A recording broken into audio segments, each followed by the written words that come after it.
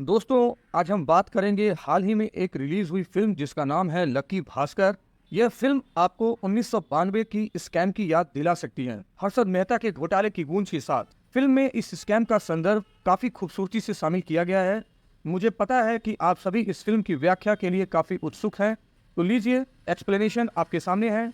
दोस्तों, वीडियो को लाइक करना बिल्कुल ना भूलें और चैनल को सब्सक्राइब कर लें। चलिए अब कहानी को शुरू करते हैं। फिल्म की शुरुआत होती है 29 मार्च 1992 से, जब हम भास्कर को सुबह सुबह जॉगिंग करते हुए देखते हैं। तभी अचानक उसे सीबीआई द्वारा गिरफ्तार कर लिया जाता है। उसे हिरासत में लेकर उसके खुद के ऑफिस मगधा बैंक ले जाया जाता है, जहां वो एक जूनियर पोस्ट पर काम करता था और उसकी सैलरी करीब 6,000 रुपये थी। उसी समय उसे पता चलता है कि सीबीआई उसके घर भी पहुंच चुकी है और दस्तावेजों की जांच कर रही है। उसकी पत्नी फोन पर बिना घबराए ये खबर उसे देती है। इसके बाद भास्कर हमें कहानी को फ्लैशबैक में ले चलता है। फ्लैशबैक में हम देखते हैं कि भास्कर मगधा बैंक में काम करता था। उसकी सैलरी तो 6,000 थी, लेकिन उसके सपने बहुत बड़े थे। उसने मार्केट से काफी कर्जा भी उठा रखा था। बैंक में वो एक डिसेंट एम्प्लॉय माना जाता था और हमेशा समय से पहले अपना काम निपटा देता था। इसी मेहनत की वजह से उसे 2-3 बार ईयर ऑफ द एम्प्लॉय का खिताब भी मिला था। उस दौर की बात करें तो 1992 में बैंक में इतने कंप्यूटर नहीं हुआ करते थे और ज्यादातर काम मैनुअली होता था। कंप्यूटर डेटा को हर कुछ महीनों में अपडेट किया जाता था, लेकिन तब तक कागजी फाइल्स का ही सहारा होता था। भास्कर की जिंदगी में बड़े बड़े गोल्स थे। वो एक कार लेना चाहता था, लेकिन उसकी 6,000 की सैलरी में यह संभव नहीं था। ऊपर से उसने मार्केट से काफी कर्जा ले रखा था। बैंक के वो लोन जिसे लोग चुकता नहीं कर पाते थे, उन पर बैंक कोई न कोई संपत्ति जब्त कर लेता था। जब वह घर लौटता है, बैंक की जब्त की गई प्रॉपर्टी में से एक मारुति कार पर उसकी नजर जाती है और वह सपना देखता है कि एक दिन वह भी ऐसी कार का मालिक बनेगा। इसी दौरान वह कुछ अतिरिक्त पैसे कमाने के लिए थोड़ा बहुत कमीशन का काम भी कर लेता था। ऐसे ही एक दिन एक आदमी एंथनी आता है और भास्कर से 1 लाख का लोन मांगता है। भास्कर उससे पूछता है कि क्या उसके पास कोई संपत्ति है जिसे वह गिरवी रख सके। एंथनी कहता है कि उसके पास अभी कोई एसेट नहीं है, लेकिन पोर्ट से जो सामान आने वाला था वो अब आ चुका है और वो ही उसका एसेट है। इस पर भास्कर जवाब देता है कि इस तरह के एसेट्स पर बैंक लोन नहीं देता और इतनी बड़ी रकम उसे नहीं मिल सकती। यह कहकर भास्कर वहां से चला जाता है। घर लौटते समय भी भास्कर मोहल्ले में लोगों से बचते बचाते आता है, क्योंकि उसने उनसे भी उधार लिया हुआ है। अब अगर भास्कर के पारिवारिक हालत पर नजर डालें तो उसके पिता पहले एक कारोबारी थे जो अपने दोस्त के साथ बिजनेस करते थे, लेकिन नुकसान होने के बाद से वो बिल्कुल चुपचाप रहते हैं, किसी को कोई सलाह मशवरा नहीं देते। भास्कर की पत्नी श्रीमती का सपना है कि वो अचार का बिजनेस शुरू करे, लेकिन भास्कर उससे कहता है कि पहले पुराने कर्जे निपटा ले, फिर बिजनेस की सोचे। परिवार आर्थिक तंगी झेल रहा है और जैसे कि अक्सर होता है, रिश्तेदारों का व्यवहार भी पैसे की कमी के चलते बदल चुका है। भास्कर को भी ताने सुनने पड़ते हैं। भास्कर की सैलरी केवल 6,000 है, जिसमें घर की सभी जरूरतें पूरी करना कठिन है। ऊपर से उसने और श्रीमती ने भाग कर शादी की थी, जिससे श्रीमती के परिवार वाले भी उससे नाराज हैं। ऐसे हालत में कोई उसे क्या स्वीकारेगा, वो भी तब जब उसकी तनख्वाह सिर्फ 6,000 रुपये है। अगले दिन भास्कर जब ऑफिस पहुंचता है तो एंथनी फिर उससे मिलता है और इस बार 2 लाख रुपए का लोन मांगता है। वो भास्कर को पूरी योजना समझाता है। मलेशिया से इलेक्ट्रॉनिक टीवी से भरा जहाज आया है, जिसमें मौजूद टीवी उसने 1 लाख रुपए में खरीदे हैं। इंडिया में वो टीवी बेचने की योजना थी, लेकिन उसके साझेदार बीच में ही साथ छोड़कर चले गए और अब उसे पूरा माल खरीदने के लिए 2 लाख रुपए और चाहिए। एंथनी कहता है कि अगर उसे यह रकम मिल जाए तो वह सभी टीवी खरीद सकता है और उसी दिन उन्हें दोगुने दाम में बेच सकता है, क्योंकि भारत में इलेक्ट्रॉनिक सामान की मांग बहुत ज्यादा है। इससे वह भास्कर का लोन भी एक ही दिन में चुका देगा और ऊपर से कुछ कमीशन भी देगा। यह प्रस्ताव भास्कर को भी अच्छा लगता है, लेकिन उसके पास इतनी रकम नहीं है। तभी उसका दोस्त सांबा उसे याद आता है कि उसका साला एक कोऑपरेटर है। भास्कर उससे पैसे मांग सकता है, लेकिन भास्कर को यह विकल्प पसंद नहीं है, क्योंकि उसे पता है कि उसका साला उसे उल्टा जवाब देगा या ताना मारेगा और शायद अपने साथ काम करने को भी कहेगा।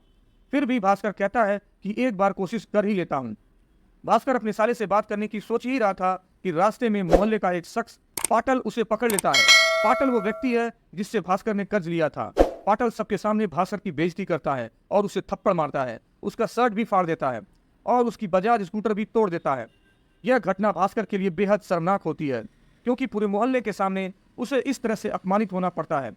पाटल केवल स्कूटर को तोड़ता ही नहीं है, बल्कि उसे अपने साथ ले जाता है और कहता है कि पैसे चुकाने पर ही स्कूटर वापस मिलेगा। भास्कर मायूस होकर घर पहुंचता है, लेकिन अपनी पत्नी को इस घटना के बारे में कुछ नहीं बताता। अगले दिन पैसे न होने के कारण भास्कर पैदल ही बैंक पहुंचता है। बैंक में पहुंचते ही उसे झटका लगता है क्योंकि जिस प्रमोशन का उसे हक था वो किसी और को दे दिया गया था। ऑफिस पॉलिटिक्स ने फिर से उसे चोट दी थी। भास्कर एक मेहनती कर्मचारी था जो हमेशा अपना काम समय से पहले पूरा करता था और कई बार बेस्ट एम्प्लॉय का अवार्ड भी जीत चुका था। इस नाइंसाफी से दुखी होकर वो सीधे रीजनल मैनेजर के केबिन में जाता है और अपना गुस्सा जाहिर करता है। वह कहता है कि वह बेस्ट एम्प्लॉय होने के बावजूद प्रमोशन उसको नहीं मिला, जबकि जिस व्यक्ति को प्रमोशन दी गई है वह केवल मैनेजर की चाटुकारिता करता है और उसी के समुदाय का है। मैनेजर जो उससे ऊंचे पद पर है भास्कर को जवाब देते हुए कहता है कि वह खुद भी ऑफिस के बाहर गैर कानूनी काम करता है, जैसे कि लोगों की डिपॉजिट भरना और लोन करवाना। मैनेजर कहता है कि अगर वह इसकी रिपोर्ट जीएम को कर दे तो भास्कर की नौकरी भी जा सकती है और उसे 6000 भी नसीब नहीं होंगे। यह सुनकर भास्कर हाथ जोड़कर माफी मांगता है और उससे प्रार्थना करता है कि उसकी नौकरी न छीनी जाए। ऑफिस के सभी कर्मचारी यह नजारा देख रहे होते हैं और भास्कर को उनके सामने भी अपमान सहना पड़ता है। इस अपमान के बावजूद भास्कर पूरे दिन ऑफिस में काम करता है। शाम को जब वह अपने दोस्त के साथ बैठा होता है तो यह घटनाएं उसे भीतर से परेशान कर रही होती हैं। तभी एंथनी फिर से भास्कर से मिलता है और इस बार भास्कर बिना कुछ कहे सीधे उसे 2 लाख थमा देता है।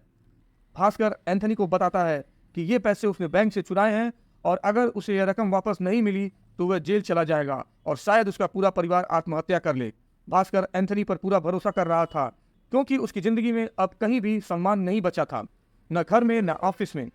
6000 की तनख्वाह से उसकी गृहस्थी भी मुश्किल से चल रही थी। यह रकम भास्कर ने एंथनी के ऊपर भरोसा करके अपने जोखिम पर बैंक से उठाई थी। अब मानो ये तीनों एक टीम बन चुके थे। सभी को एक दूसरे के राज मालूम थे, कैसे भास्कर पैसा जुटा रहा है और किस तरह का बिजनेस किया जा रहा है। जिस दिन भास्कर ने पैसे दिए थे वो शनिवार था। सोमवार को बैंक खुलते ही उसे वो पैसा वापस जमा करने थे ताकि कोई शक न कर सके। भास्कर पूरी रात इंतजार में बैठा रहा कि टीवी डबल प्राइस में बिक जाएंगे और उसे बैंक का पैसा भी वापस मिल जाएगा और खुद का कमीशन भी। अंततः सब कुछ योजना के अनुसार हुआ। टीवी डबल प्राइस में बिक गए, भास्कर को उसका हिस्सा मिला और उसने बैंक का पैसा भी सोमवार को सुबह ही चुपके चुपके वापस जमा कर दिया। भास्कर ने अब मानो एक नया रास्ता ढूंढ लिया था। हर शनिवार को वह एंथनी को पैसा देता और सोमवार को बैंक में जमा कर देता, बिना किसी को भनक लगे। एंथनी के विदेशी कनेक्शन थे जिससे वह इलेक्ट्रॉनिक सामान मंगवाता था और दूने दामों में बेचता था। इन तीनों पार्टनरों के बीच मुनाफा बराबर बढ़ता था।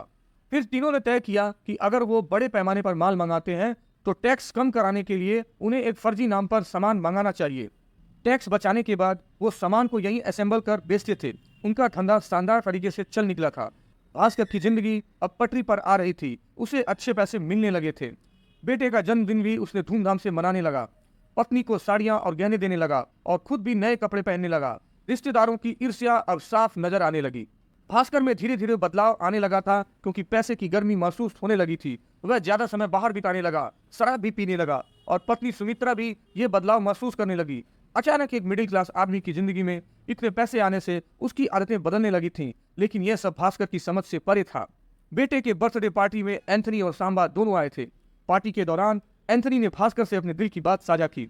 उसने बताया कि जब उसके पार्टनरों ने उसे धोखा दिया था तो वह पूरी तरह से कर्जे में डूब गया था, लेकिन भास्कर और सांबा के साथ साझेदारी करने के बाद उनका बिजनेस फिर से पटरी पर आ गया है और अब उसने इतना पैसा कमा लिया है कि उसका बेटा विदेश में पढ़ रहा है। एंथनी ने बताया कि उसका बेटा उसे विदेश बुला रहा है और वह अब अपने जीवन को नए सिरे से शुरू करने की सोच रहा है। इस बार एंथनी ने भास्कर को एक बड़ा दांव खेलने का प्रस्ताव दिया। उसने कहा कि दुबई से 3 बेशकीमती बिना नंबर प्लेट वाली गाड़ियां आ रही हैं। इन कारों को खरीदकर आगे बड़ी कीमत में बेचा जा सकता है, पर इसके लिए 10 लाख रुपए की जरूरत थी। भास्कर ने पहले 2 लाख की चोरी की थी, लेकिन इस बार रकम काफी बड़ी थी। उसे मालूम था कि अगर इस बार पकड़ा गया तो जेल जाना तय है और उसकी पूरी फैमिली भी इस संकट में घिर सकती है। लेकिन एक बार पैसों का स्वाद चख लेने के बाद भास्कर ने तय कर लिया कि वह यह जोखिम उठाएगा। उसने फिर बैंक से 10 लाख रुपए चुरा लिए। हालांकि दुबई से गाड़ियां कंटेनर में आ चुकी थी, पर जिस डीलर को भास्कर और एंथनी ने गाड़ियां बेचनी थी उसे पुलिस ने किसी और मामले में गिरफ्तार कर लिया था। गाड़ियों का बिकना अब मुश्किल था और भास्कर को उसी दिन बैंक में रकम भी लौटानी थी। इसके बाद भास्कर ने एक और योजना बनाई। उसने कुछ गरीब भिखारियों को थोड़ा पैसा देकर नेताओं के कपड़े पहनाए और एक आकर्षक महिला को भी अपनी टीम में शामिल कर लिया। खुद भी एक नेता की तरह वो इन भव्य इंपोर्टेड गाड़ियों में बैठे। भारत में नेताओं के काफिलों को आमतौर पर रोकने का साहस पुलिस नहीं करती थी और इसी का फायदा उठाकर भास्कर ने गाड़ियां बिना किसी परेशानी के गोवा तक पहुंचा दी। गोवा में बिजनेसमैन और अमीर लोग आसानी से ऐसी गाड़ियां खरीद लेते हैं और भास्कर ने इन कारों को बढ़िया कीमत पर बेच डाला। कैश में रकम मिलने के बाद भास्कर को अच्छा खासा मुनाफा भी हो गया। एंथनी अब अपने बेटे के पास अमेरिका जाने की तैयारी कर रहा था और जाते समय उसने भास्कर को अलविदा कह दिया। अगले दिन सोमवार को भास्कर पैसे लेकर बैंक पहुंचा, लेकिन बैंक में पहले से ही पुलिस और सीबीआई की टीम मौजूद थी। उन्हें सूचना मिल चुकी थी कि बैंक में कोई बड़ा घोटाला चल रहा है। पुलिस की मौजूदगी देखकर भास्कर की हालत खराब हो गई। भास्कर जब पुलिस और सीबीआई को बैंक में देखता है तो उसके भी होश उड़ जाते हैं। वह देखता है कि बैंक का रीजनल मैनेजर और जूनियर आरएम को पुलिस अरेस्ट कर चुकी है, क्योंकि वो भी बैंक में गड़बड़ कर रहे थे। भास्कर को अचानक एहसास होता है कि उसके पास भी 10 लाख रुपए से भरा बैग है और वह कभी भी पकड़ा जा सकता है। लेकिन भास्कर की चालाकी फिर से काम आती है। वह उस बैग में पुराने नोट मिला देता है और किसी तरह से बच निकलता है। हालांकि उसे लगातार डर बना रहता है कि एक दिन यह खेल खत्म हो सकता है। भास्कर को जल्द ही पता चलता है कि उसके छोटे भाई को विदेश में स्कॉलरशिप के साथ नौकरी मिल गई है, लेकिन जाने के लिए काफी खर्चा होने वाला है। अपने भाई के उज्जवल भविष्य के लिए भास्कर अपने कमाए सारे पैसे उसकी शिक्षा और रहने की व्यवस्था में लगा देता है। अब उसके पास फिर से बहुत कम पैसे बचे होते हैं। अगले दिन भास्कर जब बैंक में वापस आता है तो उसे पता चलता है कि बैंक के चेयरमैन ने आरएम और जूनियर आरएम के अरेस्ट होने के बाद कुछ नियम बदल दिए हैं और इसी के साथ भास्कर को एक बड़ा प्रमोशन मिल जाता है। उसे असिस्टेंट जीएम के पद पर नियुक्त कर दिया जाता है और उसकी सैलरी 6,000 से बढ़ाकर 19,000 हो जाती है। भास्कर की खुशी का ठिकाना नहीं रहता, लेकिन अब इतने पैसे भी उसकी नई महत्वाकांक्षाओं के लिए काफी नहीं लगते। चेयरमैन उसे और भी अधिक प्रभावित करने के लिए ऑफर करता है कि अगर उसे कुछ अतिरिक्त सुविधाएं चाहिए तो बता सकता है। इसके साथ ही चेयरमैन उसे एक खास क्लाइंट को हैंड ओवर करने का निर्णय भी लेता है। वह नाम है हर्षद मेहता। जैसे ही भास्कर इस नाम को सुनता है उसके कानों में वही प्रसिद्ध म्यूजिक गूंजने लगता है। हर्षद मेहता का नाम सुनते ही भास्कर को अंदाजा हो जाता है कि ये एक बहुत बड़ी डील साबित हो सकती है। अब बैंक में बीआर का सिस्टम चलाया जा रहा था। बीआर सिस्टम के अंतर्गत दो बैंक एक दूसरे को लोन दे सकते हैं, जिसमें ब्रोकर का रोल अहम होता है। हर्षद मेहता इसका फायदा उठाता है। वह बीआर का इस्तेमाल कर दूसरे बैंक से पैसे उधार लेता है और इस प्रक्रिया में बिचौलियों का लाभ उठाकर भारी गड़बड़ी करता है। भास्कर को जल्द ही पता चलता है कि हर्षद मेहता कैसे इस पूरी व्यवस्था में अपना घोटाला कर रहा है। भास्कर को जब हर्षद मेहता के असिस्टेंट के माध्यम से पूरे घोटाले का खेल समझ में आता है तो उसे हर्षद मेहता की असली योजना भी साफ नजर आने लगती है। वह देखता है कि कैसे हर्षद मेहता बैंक से मिलने वाला बीआर का पैसा सीधे बैंक में जमा नहीं करता, बल्कि उसे शेयर मार्केट में लगाता है। पहले से खरीदे गए शेयरों की कीमत वह कृत्रिम रूप से बढ़ता है और फिर उनके शीर्ष पर पहुंचते ही बेचकर काफी मुनाफा कमाता है। इस बीच जब शेयर की कीमत गिरती है तो बैंक का पैसा लौटाने का समय भी आता है और बैंक में वह बीआर अमाउंट जमा कर देता है। भास्कर इस खेल में सीधे दखल देता है। हर्षद के असिस्टेंट से एक डील करता है जिसमें तय होता है कि हर बीआर पर वह 1% कमीशन लेगा। साथ ही हर्षद के निवेशों की जानकारी पहले से मिलेगी ताकि वह भी शेयर के निचले स्तर पर खरीद सके और ऊंचे स्तर पर बेचकर मुनाफा कमा सके। यह कूटनीतिक समझौता उसे भारी मुनाफा दिलाने लगता है।